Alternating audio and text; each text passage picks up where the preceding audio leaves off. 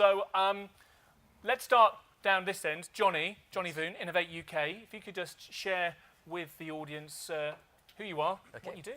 So my name is Jonny Voon from Innovate UK. I'm the lead technologist for IoT, cybersecurity, cloud computing, and a little bit of 5G, and a little bit of big data thrown in there as well too. So some of the big topics. So some of you may have heard about Innovate UK. We're the UK's innovation agency, is in the name. And we do a lot of funding for using public money in a range of areas. They could be horizontal technologies such as IoT and cloud computing, or in specific verticals such as transport, smart cities, future cities, manufacturing, and so forth. And our aim really is to help businesses, mostly small businesses, small and medium enterprises, but also large corporates, work together to meet some of the challenges that the UK faces in the future. So these could be, what about sustainable energy, for example, sustainable flying, the idea of smart cities and cybersecurity. And so we provide funding on different levels about that, and all those different areas. If you want to know more, come chat to me about that. Terrific. Thank you very much, Jonny. As I reflected earlier, it's your job to be on the front foot of what's now and what's cool, really, in terms of being in a place to advise the government and help startups. Yeah, that's right. I mean, we don't look at what's happening in the next 6 months, right? So it's all about what is happening in the 24 months to 5, even 10 years down the track. What do we need to do now as the government in order to help businesses and industry and the economy succeed in 2 to 5 years' time? Terrific. Thank you very much for now, Jonny. Next, we have Larissa Suzuki. Larissa, could you share with us where you fit in today, please? Yeah. Hello, everybody. I'm Larissa Suzuki. I'm finishing up a PhD in computer science at UCL Imperial College. So I'm doing research on platforms, ecosystems for smart cities. So how we understand business models, requirements from users, from data, from the IOT, so we can create a sustainable ecosystem of users, data, and things. And I am interning at Arab, working on a reference architecture for the Internet of Things. And yeah, so my expertise is more on the smart cities and the whole of IoT, and the importance of having standards so developers can really consume data and distribute, so we can create innovation around data in smart cities. Yeah, well, it's interesting. We were talking about, I think it was Christian earlier who was talking about the whole sort of network theory and about the city you can see as one actor made up of lots of smaller actors and lots of smaller actors as well. When we start talking about smart cities, that's one dirty, great big actor, really, isn't it? Yes. Terrific. We'll come back to that as well later on. And finally, stepping in at the last minute, thank you very much, is Joshua. Joshua, if you could share with the audience who you are and what you do, Sure. please. Joshua Bower-Saul. How many of you know the name Jabil? Oh, Marco, come on. And how many of you know the name Flextronics? Yeah, well, thanks. I just got a new marketing budget. Basically, Jabil is one of the 4 leading manufacturers of electronic goods and manufacturing services providers in the world. It's 18 billion in turnover. It's an American company. It is not from India. James and Bill founded the company, and they were good technicians, but they had a branding problem, right? So it's called Jabil. It's a company that's based in Florida and in California, basically in the US, but we're just comparing with Marco, who's a colleague from Flex, that we have plants and people about 100 yards from each other in Ukraine, Budapest, in Hungary, also in about 20 other countries. And basically we compete in various parts of the market, and in other parts of the market we have our specialties. And what Jabil has done now is made a commitment to IoT, IoT and wearables, with a new center in San Jose. And we can talk about that at another time, but it's a very interesting one if you have an IoT company. And we're also collaborating with the city of San Francisco to make the first connected city. That's been announced just a couple weeks ago. So this is a very hot topic for us, and I'm basically replacing someone who got stuck in Barcelona, where I was last week, stuck in Barcelona myself. And I'm glad to be here. Being stuck in Barcelona isn't so bad, let's face it. The weather was gorgeous last week. I missed the plane on purpose. Terrific. I mean, just coming back to that, so I understand a bit more about what Jabil does now, because I was someone who didn't put their hands up there, obviously. This is why I'm here.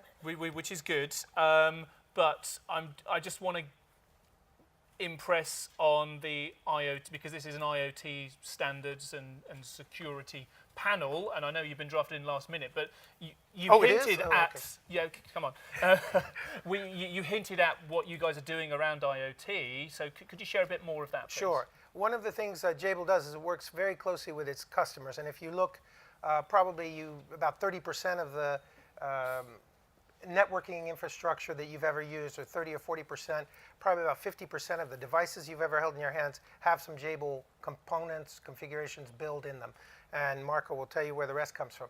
But basically, the goal that we now have working with, I'm not supposed to mention brand names, but just don't record I said Cisco. So working with them, what we're looking at is creating an IoT center where we're going to pilot these environments. So some of the questions I was asking this morning are very relative to that. So we're going to pilot environments, pilot products, and specifically hardware, and looking at security and the horizontal layer of what we're building now. Because up to now, we've basically been living in vertical worlds, right? And now it's about communicating across worlds and having access to other people's data, other people's devices. And I think that's the challenge that we've given ourselves, is to make that secure and smooth. And of course, we work with all the leaders there, Intel and others, right? Excellent. Terrific. Thank you very much for now, Joshua. Jonny, I want to come back to you first of all, because there's something that you were working on last year, or that went public last year, very publicly, called HyperCat. Now, for anybody who didn't see that last year, isn't aware of what HyperCat is, could you share what it is for us, please? Sure.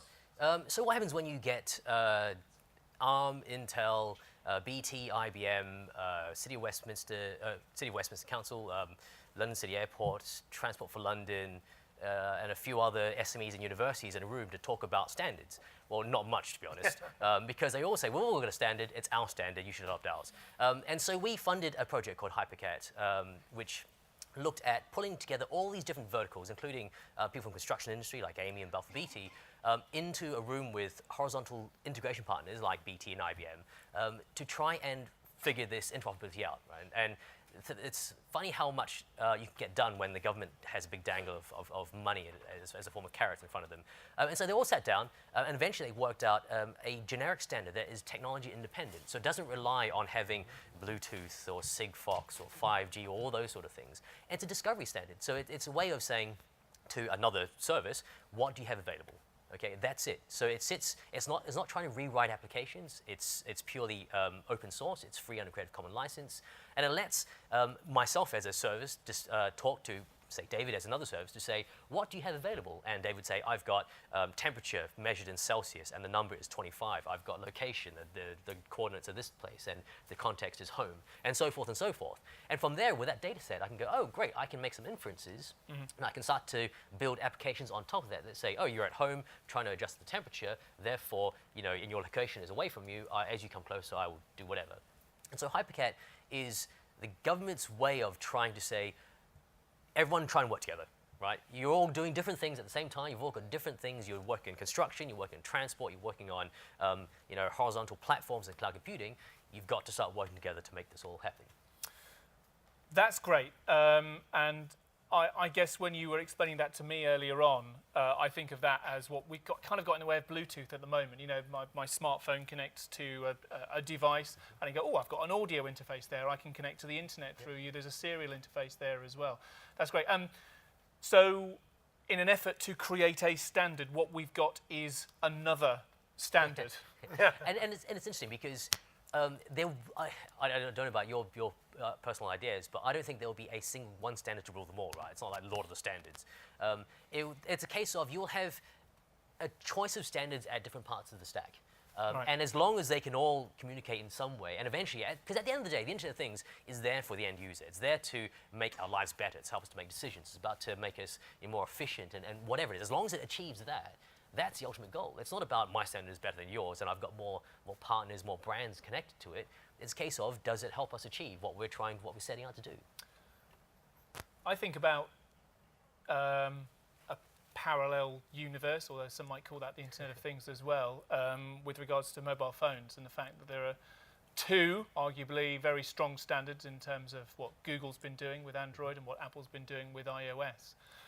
So on the one hand, the purists would go, we don't have a standard, but we've got two very prevalent standards, and that's okay. And if you want to be on one side of the fence, then great. And if you want to be on the other side of the fence, then, well, so be it. Is that okay as far as the Internet of Things is concerned? Do we need this single standard at that layer, or is closed garden here, open garden there okay? But that's a standard that's been driven through brand, though, isn't it? It's Apple versus Google and Samsung and so forth. And the Internet of Things can't be about a single brand. But it already is. You're right, and you have the Open IoT Alliance, you have all these sort of other standards whereby it's Microsoft and so forth banded together. And it has to be less about tech, right? And it has to be more about what it's used for. So it has to be about, this is IoT. I mean, so my definition of success in IoT is that we drop the word IoT, right? It's no longer known as IoT. It becomes smart, and eventually smartness is dropped. We don't care about smart. You don't talk about your microwave as an electric microwave because it just inherently is. You drop the electric side of it. So why do we need to have an IoT, sensor or an IoT car? It should just be a car that is smart. And so when we get to that level whereby it becomes agnostic about technology and then it becomes agnostic about brands from a technology point of view, then consumers choose their product because it suits them, right? And it works together. And unfortunately, mobile phones, that doesn't really happen until you get to an application level and a platform level. Then, your WhatsApp goes between your different platforms and brands. Yeah, okay, cool. Coming on to smart cities and stuff, and it's interesting you say you're doing some work with Arab as well at the moment. At a very high level, I guess, what does a smart city include? What does it involve? And then talk to me, if you can, about where standards fit into that, because there are so many actors within the huge actor that is a city that standards is either impossible or incredibly important. So when we talk about smart cities, we are talking about a conjunction of loads of systems. So we have infrastructure system, we have transport system. So they all come together at the upper layer. So the idea of smart cities is we have devices, and which part of the Internet of Things. So the idea is there's no value in having one connected devices. We have to have devices and then talk to one another. And then what I see in smart cities is a huge investment on the middle layer.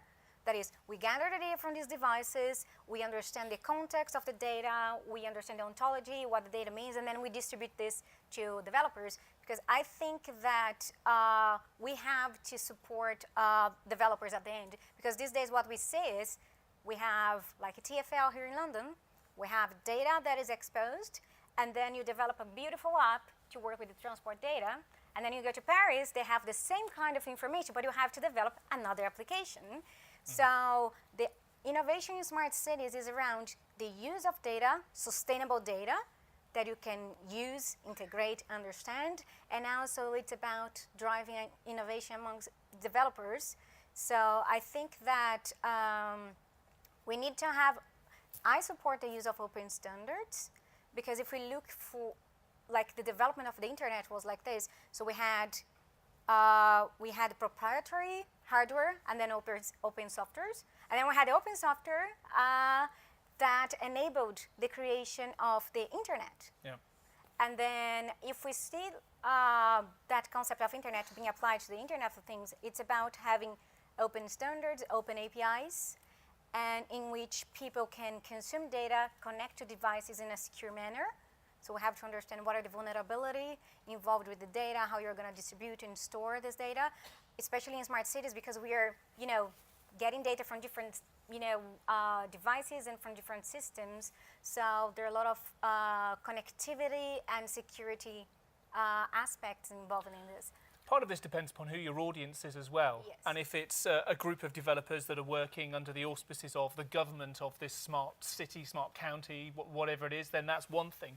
But if you are opening up this data to anybody to create their own applications as well, then that's a kind of different set of requirements, and you've got a whole load of different interfaces that you need to service. Yes. So that's why one of the things that I suggest for our smart cities is before you start creating, I think like the good idea to develop smart cities is not having top-down nor bottom-up.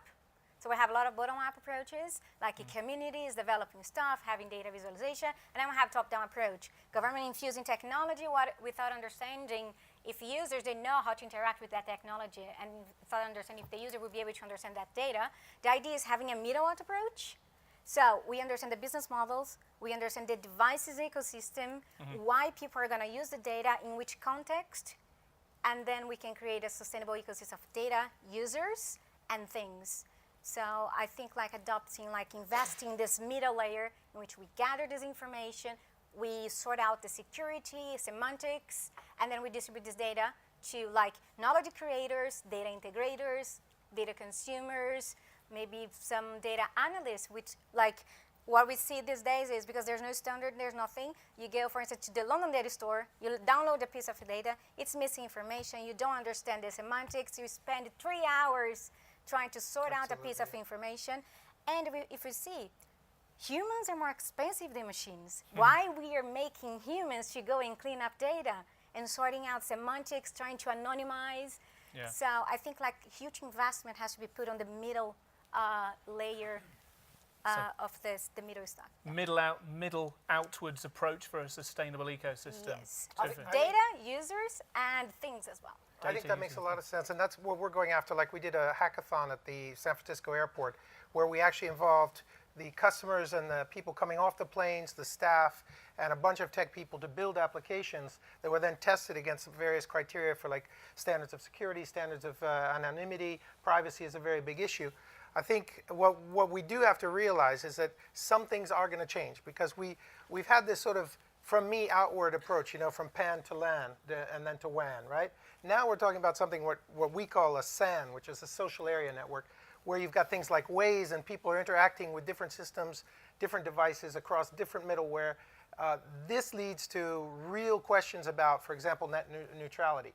So there's a 400-page document just came out of the FCC about net neutrality. It's one generation behind, right?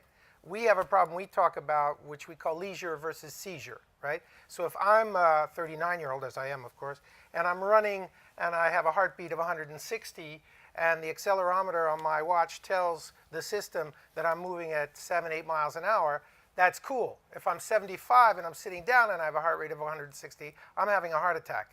And if I'm having a heart attack, which protocol do I use to get that information to the Uberized London ambulance system, right? Which, you know, you have to realize that's where we're going. So it's not going to be a dispatcher the way it was when EDS tried to fix the thing, right? That calls up and says, yeah, we need an ambulance down at Tower Bridge. It's going to all be automated. So those questions of liability actually are not settled by the net neutrality issues, the net neutrality legislation.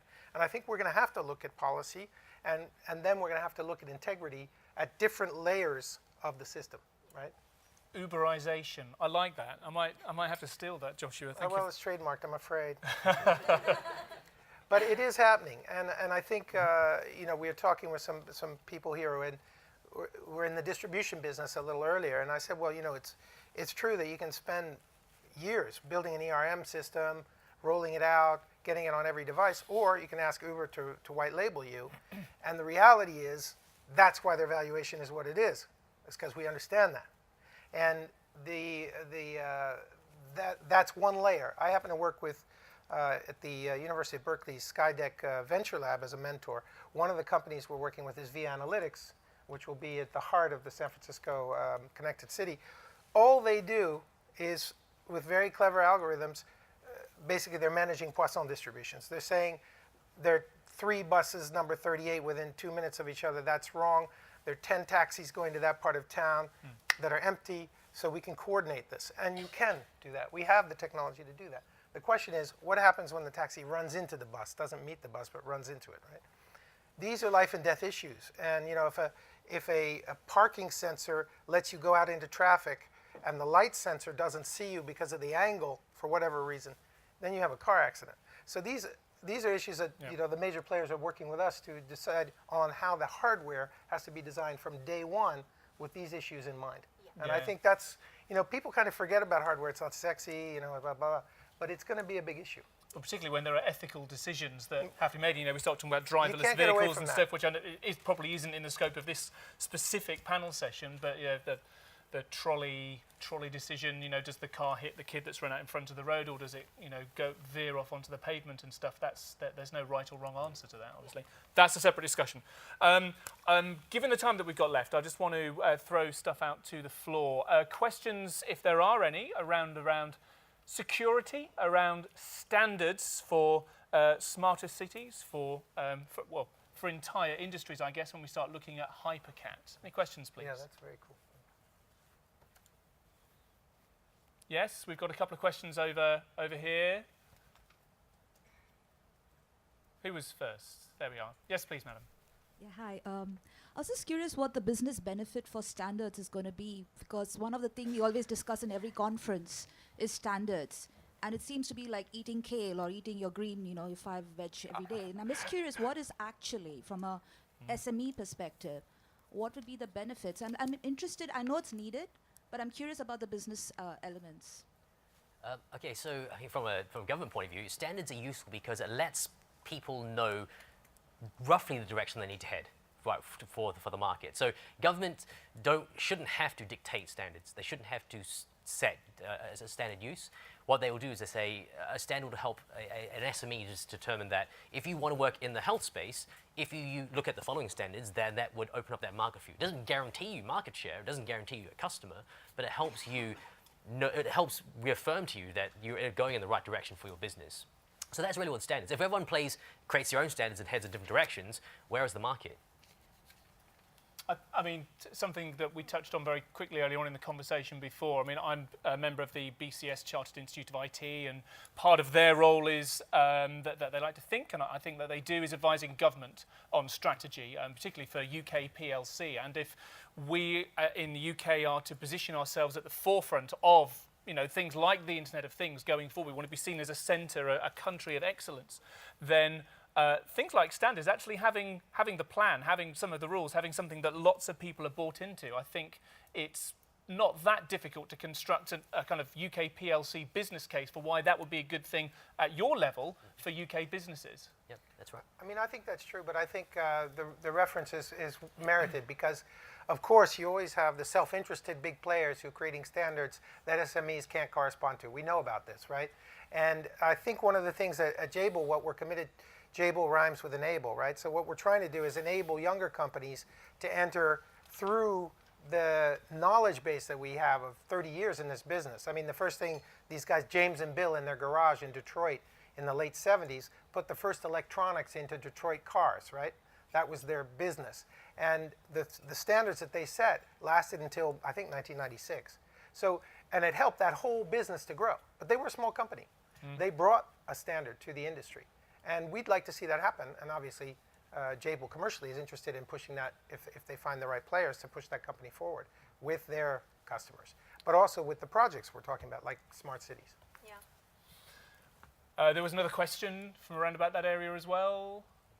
No more questions? No. He's giving me because I think probably the same question that you've asked.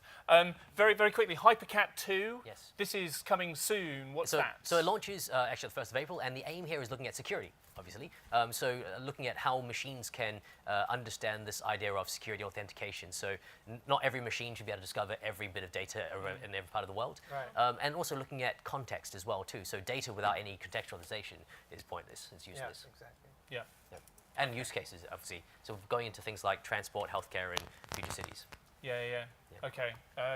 Final chance for any questions. Otherwise, we'll move on. No, that's it for now. In that case, ladies and gentlemen, please give a warm round of applause to our panel, Jonny, Larissa, and Joshua. Thank you very much.